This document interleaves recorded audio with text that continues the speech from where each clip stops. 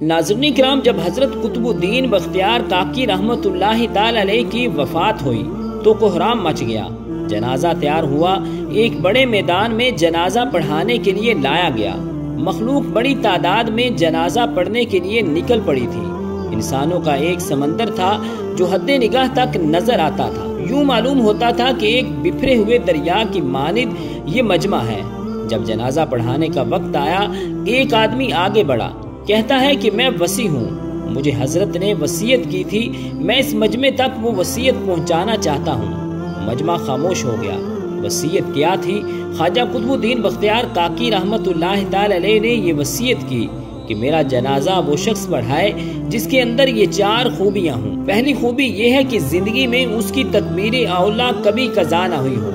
دوسری خوبی اس کی تہجد کی نماز کبھی قضا نہ ہوئی ہو۔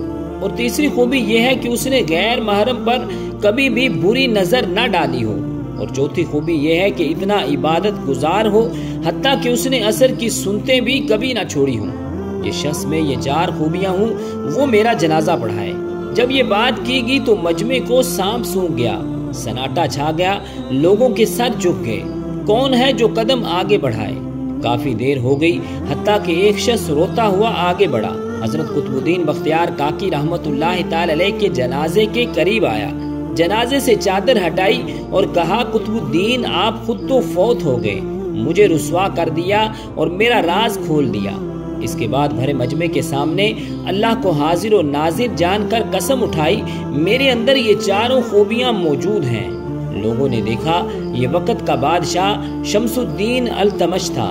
ناظرین کرام، کبھی ہمارے حکمران بادشاہ ایسے بھی ہوا کرتے تھے۔